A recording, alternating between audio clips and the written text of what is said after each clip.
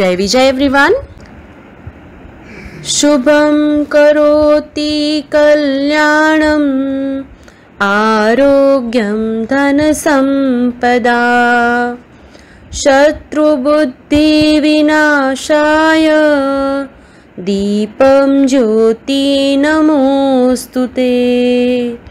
दीपं ज्योति नमोस्तुते। दीपं ज्योति नमोस्तुते।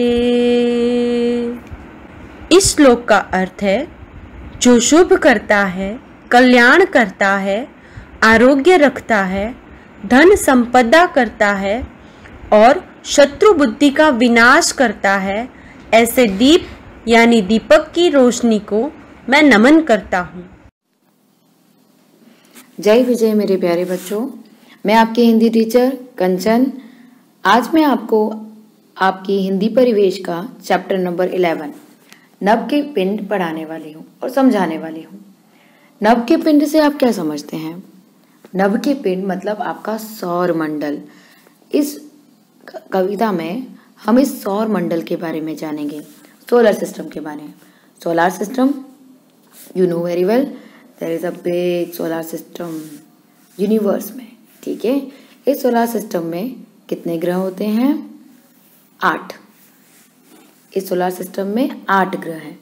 तो आज मैं आपको हिंदी में पहले बताती हूँ। Mercury, Budh, Venus, Shukra, Earth, Prithvi, Mars, Mangal, Jupiter, Brihaspati, Saturn, Shani, Uranus, Arun, Neptune, Varun. इस तरह से 8 ग्रह हैं। कुछ सालों पहले प्लूटो भी एक ग्रह था, लेकिन प्लूटो की प्लूटो बहुत छोटा ग्रह है, तो उसके छोटे होने की वजह से साइंटिस्ट ने उसको ग्रहों की श्रेणी से हटा दिया है। अब प्लूटो इस श्रेणी में नहीं आता। ठीक है बच्चों, तो इसमें सोलर सिस्टम में सिर्फ 8 ग्रह हैं। हमारा सोलर सिस्टम एक बड़े से तारे के आसपास घूमता है। आपको तो पता है सबसे बड़ा तारा कौन सा है? हाँ, वो तारा है सूर्य, सूरज। इस तारे के आसपास सारे ग्रह घूमते हैं और आपको पता है यही एक रोशनी का स्रोत है, जो पृथ्वी पर भी रोशनी देता है और सारे ग्रहों पे रोशनी देता है। सूर्य के बिना इस पूरे सोलर सिस्टम में अंधेरा होगा, क्योंकि जो तारे हैं ना, वो भी अपनी चमक सूर्य से ही प्राप्त करते हैं। अपनी जो चमकने की शक्ति है वो सूर्य से प्राप्त करते हैं। सूर्य सबसे बड़ा इस परिवार का सदस्य है और इस परिवार का नाम क्या है? सौर मंडल, है ना बच्चों। तो आज मैं आपको पहले ये कविता पढ़ के सुनाती हूँ, फिर हम इसे एक्सप्लेन करेंगे। नभ के पिंड, चैप्टर नंबर 11। किसी खुली सी जगह खड़ी हो, ऊपर को तुम नजर घुमाओ, दूर दूर तक नीले रंग का खाली सा स्थान एक पाओ। अर्थात आप एक खुली सी जगह पे जाके खड़े हो जाओ। खुली सी जगह जैसे आप अपने घर से बाहर आइए, या आप जहाँ पर भी रहते हैं वहाँ गार्डन है, या एक खुली सी जगह है जहाँ से आपको नीला आसमान दिखे, तो आप वहाँ खड़े होके आसमान की ओर नजर घुमाओ। वहाँ आपको एक नीला सा आसमान दिखता है। जब अपन ऊपर की ओर देखते हैं तो क्या दिखता है? एक नीला सा आसमान, बिल्कुल साफ। दूर दूर तक हम देखते हैं तो हमें सिर्फ नीला आसमान दिखाई देता है। दिन के समय देखेंगे तो वो नीला दिखेगा, और वही आसमान रात के समय हमें अंधकारमय काला दिखेगा। खाली सा एक स्थान पाओ, तो वहाँ एक खाली सा स्थान, एक ब्लैंक खाली सा स्थान होता है। ठीक है, जिसे हम बोलते हैं खाली स्थान। ठीक है, अब सेकंड, दूरी के कारण यह नीला, नभ आकाश इसी को कहते, सूरज, चंदा और सितारे मिलजुल कर सब इसमें रहते। अर्थात दूरी के कारण यह पूरा नीला आसमान हमें नीला दिखता है, मतलब ये पूरा आसमान, ये पूरा आकाश हमें नीला दिखता है, जिसे हम नभ और आकाश भी कहते हैं। ठीक है, इसके पर्यायवाची क्या है? नभ, आकाश, आसमान, गगन। सूरज, चंदा और सितारे मिलजुल कर सब इसमें रहते। जब हम इसे दिन में देखेंगे तो यहाँ पर हमें एक नीला आसमान दिखेगा, लेकिन जब हमें इसी आसमान को रात में देखेंगे तो यहाँ पर हमें कौन दिखेंगे? सूरज, चांद और सितारे, जो मिलजुल कर इस पूरे आसमान में, इस नभ में रहते हैं। तभी तो इसे नभ के पिंड कहते हैं, है ना, नभ में रहने वाले नभ के पिंड। तो ये सूरज, चंदा, सितारे, ग्रह, ये सब क्या है? ये नभ के पिंड है। दिन का मालिक सूरज होता, रातों के हैं चांद सितारे, खूब रोशनी लुटा लुटा कर दुनिया में कहलाते प्यारे। अर्थात दिन का मालिक यहाँ कौन है? सूरज। दिन का मालिक अर्थात दिन का सर्वोपरि, दिन में रहने वाला, जो सबसे श्रेष्ठ, सबसे विशाल, सबको रोशनी देने वाला है, वो कौन है? सूरज। और रातों के हैं चांद सितारे, क्योंकि जैसे ही रात होती है सूरज डूब जाता है, अंधकार छा जाता है। उस अंधकार में रोशनी कौन देता है? सितारे और चंद्रमा। खूब रोशनी लुटा लुटा कर दुनिया में कहलाते प्यारे। इसी वजह से, उनकी रोशनी की वजह से, मतलब उनकी रोशनी हम पाके बहुत प्रसन्न हो जाते हैं। जब भी हम चंद्रमा की शीतल रोशनी पाते हैं तो हम खिल उठते हैं, और उस रोशनी में हमें रात का अंधकार भी नहीं सताता। और अगर दिन में हमें सूरज की गर्मी प्राप्त होती है तो हमें बहुत अच्छा लगता है, दिन सुहाना लगता है ना बच्चों। तो इस तरह से ये दोनों, सूरज, चांद, सितारे, ये सब हमारे प्यारे हैं। ठीक है, नेक्स्ट वन। सूरज मध्य सौर मंडल के स्थित सबसे बड़ा सदस्य है, 13 लाख गुना पृथ्वी से बड़ा बना कैसा रहस्य है। सूरज मध्य सौर मंडल के, जब भी आप सौर मंडल को, सोलर सिस्टम को देखोगे तो सोलर सिस्टम के अंदर आप देखेंगे सूरज के आसपास ही सभी ग्रह चक्कर लगा रहे होते हैं। तो किसके चक्कर लगा रहे होते हैं? सूर्य के आसपास। 13 लाख गुना पृथ्वी से, यह जो सूरज है यह 13 लाख गुना पृथ्वी से बड़ा है। 13 लाख गुना उस पृथ्वी से बड़ा है ना।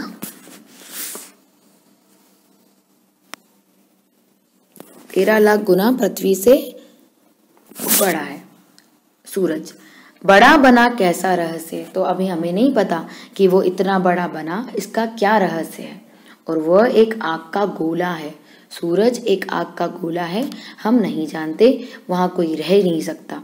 हम ये तो ज़रूर जानते कि वहाँ कोई रह नहीं सकता, क्योंकि सूरज बहुत बड़ा आग से धधकता हुआ एक गोला है।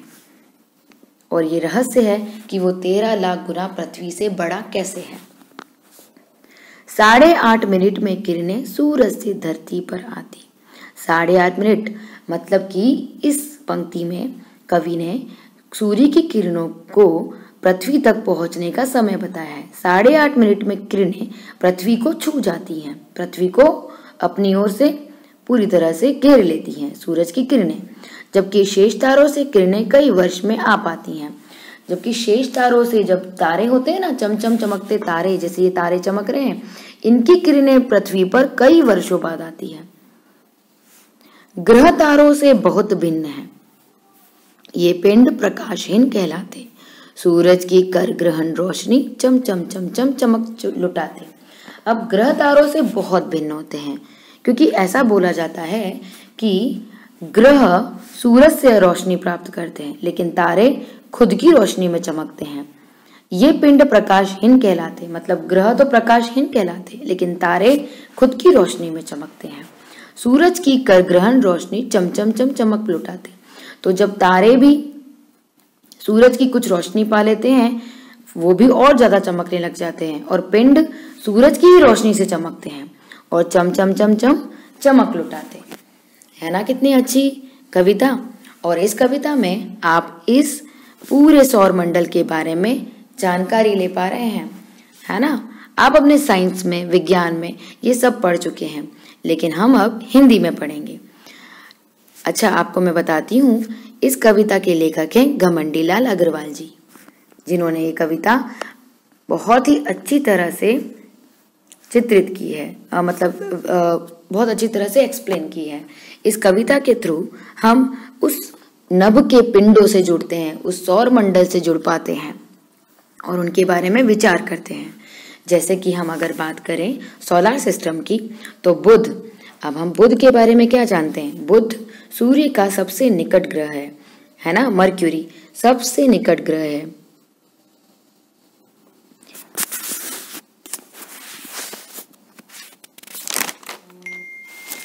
पृथ्वी यह सूर्य से बहुत करीब है, इसलिए इसे 88 दिन लगते हैं, है ना। 88 डेज में सूर्य का चक्कर पूरा कर लेता है।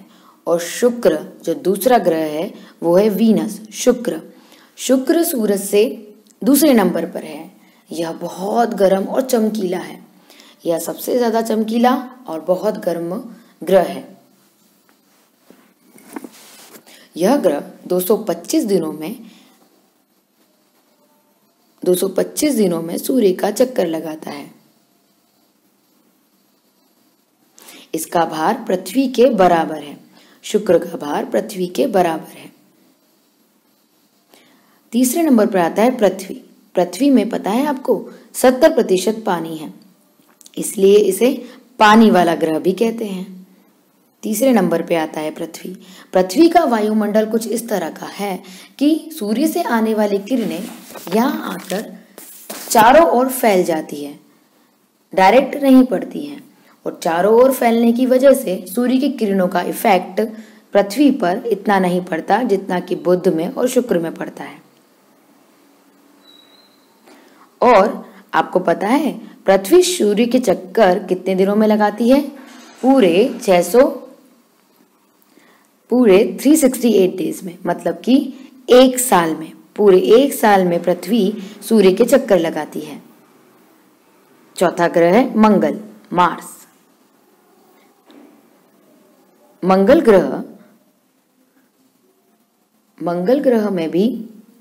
ग्रह का भूमंडल भी कुछ कुछ पृथ्वी जैसा है, परंतु यहाँ कोई रह नहीं सकता। लेकिन वैज्ञानिक यहाँ खोज कर रहे हैं कि यहाँ कोई ना कोई उत्पत्ति या फिर कोई विकास हो सके। अब आते हैं जुपिटर को बोलते हैं बृहस्पति।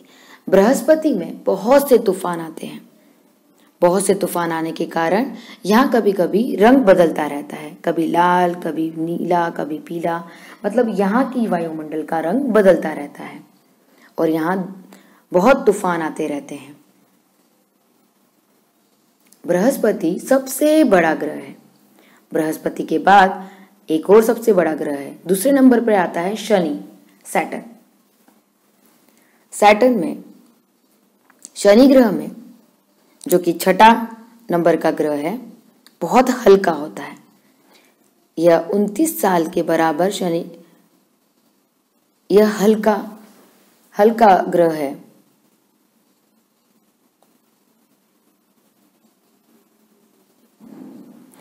जो हम शनि के आसपास रिंग देखते हैं, यह रिंग पत्थरों से बनी है और पत्थरों के टुकड़ों से बनी है और बर्फ के कुछ टुकड़ों से भी। तो ये रिंग अपने आप शनि में बनी है। अरुण यूरेनस। यह ग्रह बहुत ठंडा होता है क्योंकि यह सूर्य से बहुत दूर है। ऑलमोस्ट यह सूर्य से कौन से नंबर पर है? हाँ, 7वें नंबर पे। इस वजह से यह बहुत ठंडा ग्रह है।